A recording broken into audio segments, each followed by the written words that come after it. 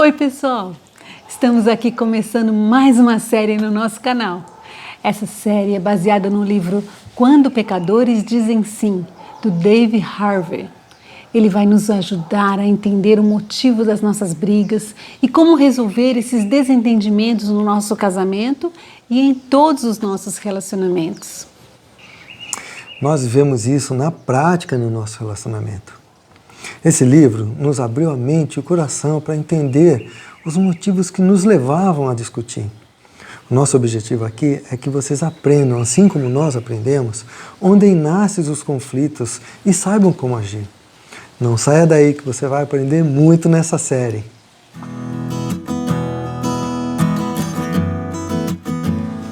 Imagina a cena, um casamento lindo, todo mundo arrumado, os noivos maravilhosos e radiantes de felicidade.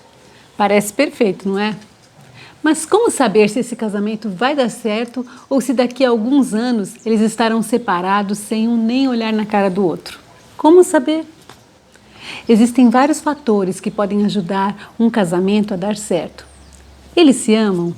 Têm interesses em comum? Tiveram uma boa criação? Sabem administrar bem o dinheiro? Se prepararam para o casamento? Perguntas importantes. Todas essas questões são relevantes, mas há uma questão que é fundamental e fará com que todas as outras questões funcionem bem. E o casamento vai bem mesmo em tempos difíceis. Infelizmente, poucas pessoas pensam nessa questão tão importante e que fará toda a diferença no seu casamento. A questão fundamental é: o que você acredita sobre Deus determina a qualidade do seu casamento. É isso aí. Deixa eu te explicar melhor. Todos nós temos uma cosmovisão, que é um jeito de ver a vida. A nossa visão de mundo é determinada pela nossa cultura, pela nossa criação e por várias outras coisas. Mas o fator mais profundo que afeta a cosmovisão de uma pessoa é o que ela pensa a respeito de Deus. É isso que determina o que pensamos sobre por que viemos a este mundo, qual o nosso papel aqui e o que acontecerá quando morrermos. Mesmo sem perceber, nossas ideias sobre a vida, as nossas necessidades, casamento, romance, conflitos e tudo mais aparecem o tempo todo nas nossas palavras e ações, refletindo a visão que temos de Deus. Por exemplo, se você acha que a vida acaba aqui e não há vida eterna, isso afeta todas as suas ações e decisões. Sabe quando você vai abotoar a camisa e começa errado? Todos os botões vão ficar errados até você acertar o primeiro botão. Assim é o casamento. Se você acertar no ponto mais importante, que é ter uma visão de mundo que coloque Deus no centro, todos os outros pontos, como a comunicação, a resolução de conflitos, o romance, o papel de cada um, tudo isso vai se acertando. Mas se você tirar Deus do centro, tudo vai ficar mais difícil. Jesus disse em João 14,6: Eu sou o caminho, a verdade e a vida. Ninguém pode vir ao Pai senão por mim. Casamentos baseados na verdade são baseados em Jesus. A Bíblia dá um significado eterno para o seu casamento. Verdade. Seguir o que a Bíblia diz é a chave para ter um casamento unido. É libertador quando entendemos que o nosso casamento vai ser longo e bom não só por causa do nosso compromisso com Ele, e sim por causa do nosso compromisso com a verdade de Deus. Foi Deus quem criou o casamento. Ele sabe como o casamento funciona e o que fazer para que ele dure. Ele nos deu o manual do casamento, que é a Bíblia. Quando o pecado entrou no mundo através de Adão e Eva, toda a nossa vida foi afetada.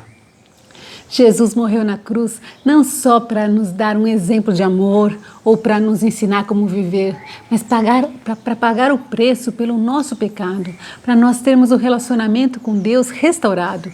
Isso porque o nosso pecado é tão grave diante de Deus que foi preciso o sangue de alguém sem pecado para pagar por ele. Quando aceitamos o sacrifício que Jesus fez por nós na cruz, Deus perdoa os nossos pecados e nos dá o poder para resistir ao pecado. Mas nós ainda continuamos sendo pecadores, porque ainda temos o desejo de pecar. Não importa se somos bons, bonitos e inteligentes, ainda assim continuamos sendo pecadores. Entender isso é fundamental para restaurar o seu relacionamento com Deus e com as pessoas. Em Efésios 5, Paulo dá várias instruções sobre o casamento. Em todas elas fica evidente que Cristo é a referência que devemos seguir no nosso relacionamento. No versículo 22, ele diz que as esposas devem se sujeitar ao seu marido como se sujeitam ao Senhor. No versículo 25, ele diz que os maridos devem amar as esposas como Cristo amou a igreja. No versículo 32, Paulo diz que o casamento é um mistério que ilustra a união de Cristo com a igreja. Isso não é maravilhoso? Quando Deus planejou o casamento, Ele tinha um propósito: mostrar o tipo de relacionamento que Cristo teria com a igreja. Durante muito tempo isso era desconhecido das pessoas, por isso Paulo diz que é um mistério. Mas depois que Jesus veio, morreu por nós e começou a igreja, esse mistério foi revelado.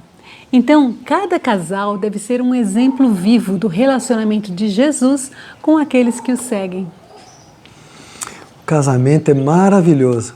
Ele traz alegria, é um ótimo ambiente para a criação dos filhos, ele dá estabilidade à sociedade e ele mostra a glória de Deus. Mas para isso acontecer, você precisa entender que o pecado afeta profundamente o seu casamento. Enquanto não entendemos o problema, não vamos ver a solução. Não é fácil nem gostoso olhar para os nossos erros, não. Mas se você fizer isso, verá que há esperança para o seu casamento, que ele pode funcionar, não só ser razoável, mas ser realmente forte e bom. Você já pensou porque às vezes você trata mal a pessoa que você mais ama? Eu também faço isso. Eu também. Sei o que é certo, mas às vezes escolho fazer o errado. Paulo deu uma resposta que é difícil de aceitar. Está lá em 1 Timóteo 1,15. Essa é uma afirmação digna de confiança e todos devem aceitá-la. Cristo Jesus veio ao mundo para salvar os pecadores e eu sou o pior de todos. Como assim o apóstolo Paulo, aquele que deixou tudo para servir a Deus, podia dizer isso? Ele era o pior dos pecadores? Acredite, Paulo não estava exagerando, nem demonstrando uma humildade falsa. Ele sabia o que estava no seu coração. Ele conhecia bem os seus desejos. Ele era realista, não se escondia atrás de uma fachada de religiosidade. Não quer dizer que ele não tivesse um bom caráter ou a sua pregação fosse falsa. Não. O que acontece é que ele não se comparava com os outros homens, pecadores como ele. Ele via que diante da santidade de Deus, ele não era nada. E esse entendimento não deixou Paulo deprimido ou desencorajado.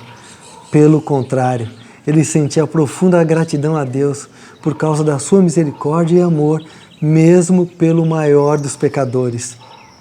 Se eu fizer como Paulo e reconhecer que eu sou o pior dos pecadores, vou entender de verdade o quanto Deus me perdoou e que por mais grave que seja o meu pecado, a graça de Deus em me perdoar é ainda maior. E em 1 Timóteo 1,16, Paulo explica isso. Mas foi por isso que eu, o pior dos pecadores, recebi misericórdia, para que assim Cristo Jesus mostrasse quanto é paciente. Desse modo, sirvo de exemplo a todos que vierem a crer nele para a vida eterna. Sabe quando o nosso casamento começou a se parecer mais com o padrão de Deus? Foi quando nós, como casal, começamos a entender essa realidade do quanto somos pecadores, mas também do quanto Deus é bondoso conosco, em nos perdoar e em nos salvar, apesar do nosso pecado. Todos nós temos desejos específicos, não há nada de errado com isso. Mas esses desejos se tornam um problema quando eu começo a exigir que o meu cônjuge atenda a esses desejos, como se eles fossem um direito meu. E quando essas expectativas são frustradas, eu peco ao acusar, exigir e jogar em cima do meu cônjuge as minhas frustrações. Assim, a raiz dos meus sofrimentos muitas vezes é o meu próprio pecado, e não do meu cônjuge. Então, eu mesmo sou o meu maior problema, e não o meu cônjuge. Quando eu entendo que, assim como Paulo, eu sou o pior dos pecadores, faz todo sentido demonstrar ao meu cônjuge a mesma graça que Deus demonstra para mim. E Paulo diz lá em Romanos 3, 23, 24, que não é só ele que é pecador, não. Todos nós somos, mas todos também podemos ser salvos pela graça de Deus. Pois todos pecaram e não alcançam o padrão da glória de Deus, mas Ele, em sua graça, nos declara justos por meio de Cristo Jesus, que nos resgatou do castigo por nossos pecados. A coisa mais importante que temos que entender sobre o pecado é que ele não é só contra o meu cônjuge ou contra outras pessoas. Em primeiro lugar, o meu pecado é uma ofensa a Deus. Muitas vezes, quando pedimos perdão no casamento, o nosso objetivo é só resolver logo o problema, vamos acabar logo com isso. Considerando que aquele foi apenas mais um pequeno erro e não um pecado de verdade. Nós esquecemos de que aquele pequeno erro foi também um pecado contra Deus. Só quando entendemos a gravidade dos nossos pecados é que começaremos a lutar contra eles de verdade. Temos que parar de nos sentir confortáveis com os nossos pecados de estimação, que corroem o nosso relacionamento com o nosso cônjuge e com Deus. Isso aí. Talvez você esteja incomodado com essa palavra sobre pecado, principalmente porque eu estou falando com você e não com o seu cônjuge. Afinal, ele também é pecador, né? Mas o fato é que você se tornará um cônjuge muito melhor quando você reconhecer que é pecador e que os seus pecados é que atrapalham o seu casamento. Claro que para Deus nós não somos só pecadores, somos também filhos amados. Tanto que Ele mandou Jesus para pagar o preço pelo nosso pecado. Oh, coisa boa. O pecado cria uma guerra contra Deus, contra você mesmo e contra os outros. Então, o que temos no casamento? 2 pecadores, cada um com imenso potencial para a guerra, esperando para atacar. Quando sou tentado a pecar, por exemplo, a ser grosseiro com meu cônjuge, a batalha começa dentro de mim. Eu preciso vencer essa luta contra o pecado. Quando entrego a minha vida a Jesus e aceito o sacrifício que Ele fez pelos meus pecados, eu não deixo de viver essa batalha, mas Ele me garante que posso ter a vitória.